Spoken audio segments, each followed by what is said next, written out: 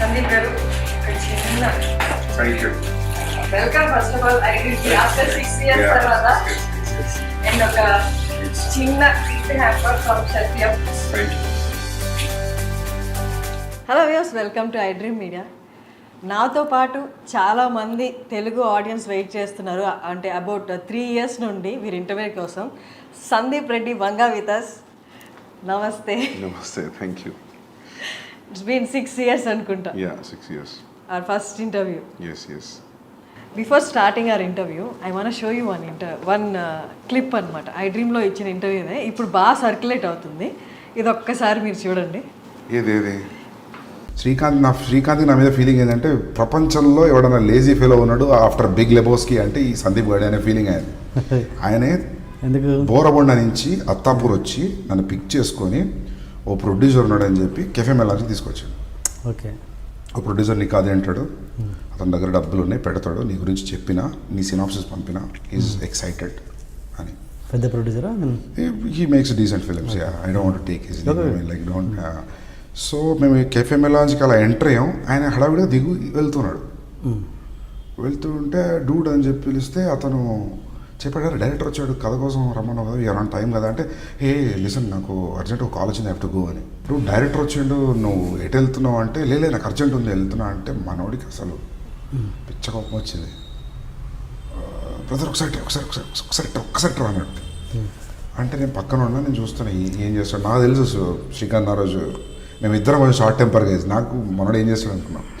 వస్తే భుజం ఇచ్చేసి ఇలా కిందికి అన్నాడు విండో దగ్గరికి, గుర్తుపెట్టుకో సందీప్ రెడ్డి వంగ పో. ప్రొడ్యూసర్ చెప్పిండు కదా, గుర్తుపెట్టుకో. యా నేను కూడా చూసిన ఫేస్బుక్లోనే ఇక్కడ.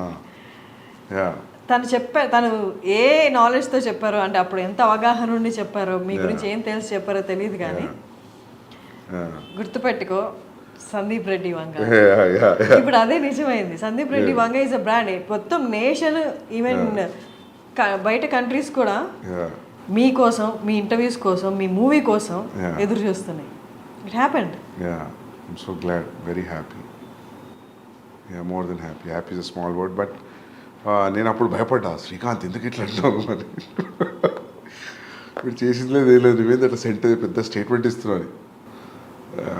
I remember that day. That was afternoon. He's in touch with you now? Yeah. He's DOP కదా. అండ్ కబీర్ సింగ్ టైంలో కూడా మీరు తెలుగు ఇంటర్వ్యూస్ ఏమి ఇవ్వలేదు. ఏమి ఇవ్వలేదు, రీమేక్ కదా, ఏమి ఇవ్వలేదు. అడిగారు కానీ నేను అన్నా చేసిన సినిమానే కదా ఎందుకని. Okay, 6 years away from Telugu audience. But ఈ 6 yearsలో 6 yearsకి ముందు ఇచ్చిన ఇంటర్వ్యూస్ మళ్ళీ చూసారు తెలుసా, కబీర్ సింగ్ టైంలో కానీ. ఓకే, మనం 6 years అంటే 2 years పాండమిక్ పోయింది. యా ఓకే, ఇప్పుడు యానిమల్కి వచ్చేద్దాం.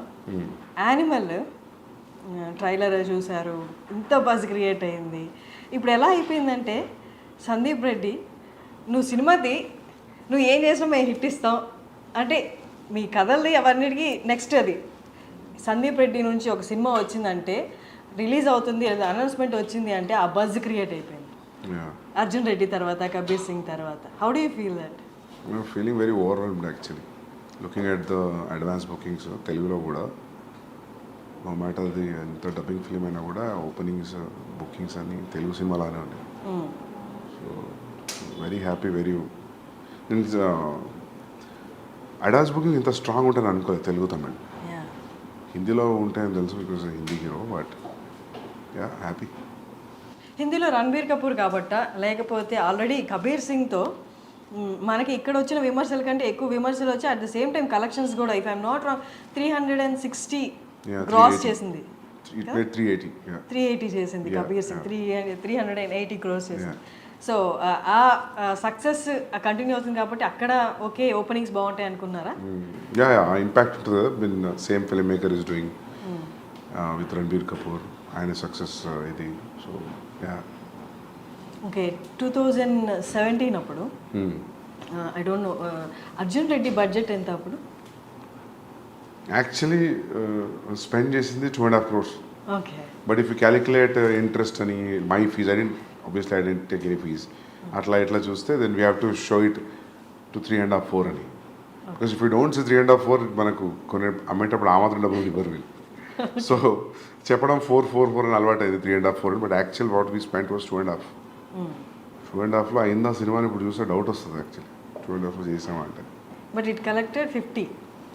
ఏమో తెలియదు అది ఎంత కలెక్ట్ చేస్తే నిజంగా తెలియదు, ఎందుకంటే అది రిసీవ్ చేసుకునే విధానం, అది వచ్చిన సక్సెస్ రివ్యూస్ అని దాంతో అందరం ఖుషి అయిపోయినాం. యాక్చువల్లీ కూడా నాకు ఎంత కలెక్ట్ చేసింది, ఎంత షేర్ వచ్చింది నాకు అసలు ఐడియా లేదు. టు మా అన్నయ్య ఫాదర్ని అడగాలి క్లారిటీగా యాక్చువల్లీ. మీరు అసలు ఎప్పుడు నెంబర్స్, లాస్ట్ టైం ఇంటర్వ్యూలో కూడా చెప్పారు, నేను ఎప్పుడు నెంబర్స్ని పట్టించుకోను అని. స్టిల్ అంటే నెంబర్స్ కంటే ఎక్కువ యూనో ఆ రెస్పాన్స్ ఉండింది. డోంట్ థింక్ నెంబర్స్ కంటే ఎక్కువ రెస్పాన్స్, ఆ ఇంపాక్ట్, దోస్ ఫోన్ కాల్స్ నేను అవి ఎక్కువ అయిపోయినాయి కదా, నాకైతే అదే అనిపించింది. సో నేను కూడా ఆ ఇంపాక్ట్లో, ఆ ఎఫెక్ట్లో ఉండిపోయాను. నేను ఎక్కువ పట్టించుకోలేదు అసలు ఎంత వచ్చింది ఏందనేది. బట్ అర్జున్ రెడ్డికి ముందు ప్రొడ్యూసర్స్ అనేది దొరకలేదు. ఆ టైంలో ఆ నెంబర్స్ అనేది ఈ అమౌంట్ పెడితే చాలు, నేనేంటో నాది, నేను రాసుకున్న కథని నేను చూపించాలి అన్న దాంట్లో అప్పుడు ఉండే కదా నెంబర్స్. అప్పుడు నాకు ఏముండే అంటే 2.5 పెడుతున్నాం, వర్స్ట్ కేసులో 2 అయినా బ్యాక్ రావా అనుకున్నాను.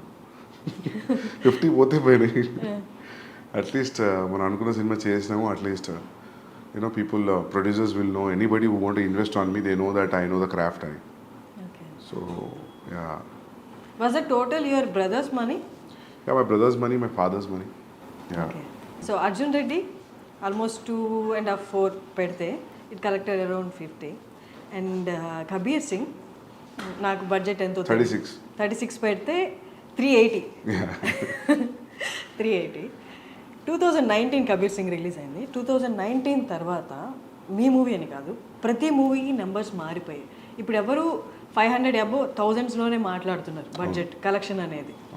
అంటే వన్స్ పాండమిక్ తర్వాత నెంబర్స్ అన్ని డ్రాస్టిక్గా చేంజ్ అయిపోయి ఇప్పుడు ఎవరు 1000 కంటే తక్కువ ఆలోచించట్లేదు, అండ్ పాన్ ఇండియా గురించి ఆలోచిస్తున్నారు. యానిమల్ రిలీజ్ అవుతుంది December 1st. అర్జున్ రెడ్డికి, కబీర్ సింగ్కి ఇప్పటికి నెంబర్స్ ఏమనుకుంటున్నారు నెంబర్ ఎక్స్పెక్ట్ ఎంత చేస్తున్నారు? చూడాలి ఎంత చేస్తాము. But they are saying advance bookings చూసి first day only in Hindi it will be more than 50 అంటున్నారు. But first day in Hindi, only Hindi more than 50, that too only India. That's crazy number, biggest number. So చూడాలి. So 3-4 డేస్లో తెలుస్తుంది అంటారు మామూలుగా, first 3 డేస్లో where it's going to stand అని. So let's see. ఇప్పుడు మీ అన్నే కాదు ప్రొడ్యూసర్, భూషణ్ గారు కూడా ఉన్నారు. మీ సెకండ్ ఫిలిం కూడా భూషణ్ గారే కదా. సో అంటే ఎక్స్టర్నల్గా ప్రొడ్యూసర్స్ ఇన్వాల్వ్ అయినప్పుడు they make you SIT in the discussions కదా, ఇట్లా నెంబర్స్ గురించి మాట్లాడుతున్నప్పుడు. అప్పుడు వాళ్ళు క్యాలిక్యులేట్ చేసుకుంటారు. ఎక్కువ ఉంది 1000 అందరికి ఎక్కువ ఉంటుంది, అందరికి 600, 700, 800 అంటున్నారు. చూడాలి ముందే ఎందుకు ఇలా 2 రోజుల్లో తెలిసిపోతుంది. మిమ్మల్ని ఫస్ట్ నుంచి చూస్తున్నాను, you are so concentrated on your work అంతే. మీకు ఎప్పుడు హిట్ ఆర్ ఫ్లాప్లు ఎఫెక్ట్ చూపించవా? ఫ్లాప్ అయితే ఎఫెక్ట్ పడుతుంది, ఎందుకు ఇప్పుడు దాకా రాలేదు. రెండు బ్లాక్ బస్టర్లు ఉన్నాయి కాబట్టి flop definitely will effect anybody. ఎందుకంటే 3-4 years into one film, one thought. So it's more than 3 years I'm into this film. Definitely flop అయితే కాదు. You're very confident from the first film. మీ డెబ్యూ డైరెక్టర్గా ఉన్నప్పటి నుంచే same confidence ఉంది. అంటే what I feel is like నీ film మీద ఒక ప్రొడ్యూసర్ ఇంత అమౌంట్ ఆఫ్ మనీ పెట్టినప్పుడు you are answerable for that money back. దాని తర్వాత వచ్చింది ఇంకా bonus, you know. So that's what I thought first నుంచి కూడా. సో ఇది కూడా అంతే, పెట్టిన డబ్బులు వచ్చేస్తాయి ఎట్లయినా, రిటర్న్స్ రావడం అనేది సమస్య కాదు. So but for a conventional setup ఉన్నప్పుడు, అది ఎప్పుడు నెట్ఫ్లిక్స్ లేనప్పుడు, శాటిలైట్ డిజిటల్ లేనప్పుడు, దట్ వాజ్ ద థాట్, పెట్టిన డబ్బులు రిటర్న్ అవ్వాలి అని. ఇప్పుడు when you making film with star with reasonable budget, I think there will be recovery. Animal అనేది అర్జున్ రెడ్డి లాంటి ఒక క్యారెక్టర్కి పెళ్ళైపోతే ఆఫ్టర్ లైఫ్ ఎలా ఉంటుంది అట్లా అనిపిస్తుందా? ఎందుకు గడ్డం పోస్టర్ల వలన? No not with the looks, ఆ రేజ్ కానీ ఆ అగ్రెసివ్నెస్ కానీ. ఓకే, అర్జున్ రెడ్డికి పెళ్ళైతే యానిమలా? లేదు. అవునా? ఏమో నాకు అట్లా అనిపించలేదు. మీకు అట్లా అనిపించిందా ట్రైలర్ 2 ఇయర్స్ చూసి? Yeah. అవునా? పాటలు అన్నీ చూసి ఏది చూసినా అది అనిపించిందా? ఒక స్టేజ్లో అనిపించిందా? ఇప్పుడు అర్జున్ రెడ్డి బేసికలీ చాలా aggressive character. Okay. He loves that girl. అక్కడి వరకు ఓకే. బట్ ఎప్పుడు పెళ్ళైపోయింది కదా ఇంకంతా అంటే హ్యాపీ ఎండింగ్లా ఏ ఉండదు కదా, ఎవర్ ఆఫ్టర్ హ్యాపీగా ఉండడం అలా ఏ ఉండదు కదా, హైపర్ నేచర్ అనేది బయటపడుతుంది కదా. వాట్ ఇఫ్ అది పెళ్లి వరకు ఓకే, పెళ్లి తర్వాత సిచ్యువేషన్స్ అనుకూలంగా లేనప్పుడు ఆ హైపర్నెస్ బయటకు వస్తే అదే యానిమల్ అన్నట్టు అనిపించింది. లేదు లేదు లేదు, ఎందుకంటే యాంగ్స్ట్ ఎప్పుడు కూడా అర్జున్లో angst was never about father or parents or any background or any other external force. Arjun angst was majorly about himself with him and the girl. So అది ఇది క్వైట్ డిఫరెంట్ ఫ్రమ్ క్యారెక్టరైజేషన్ అయినా, మిలియో అయినా, background అయినా, ఏదైనా. So maybe ఇంకా గడ్డం కొంచెం aggression చూపిస్తే అందులోకి వెళ్తున్నారు, ప్లస్ నేను చేశా కాబట్టి. Okay. If it was a different directors name I don't think so ఈ క్వశ్చన్ వచ్చేది అని అనుకోవట్లేదు కదా. సేమ్ డైరెక్టర్ కాబట్టి మీకు అట్లా అనిపిస్తుంది ఏమో అనుకుంటున్నాను.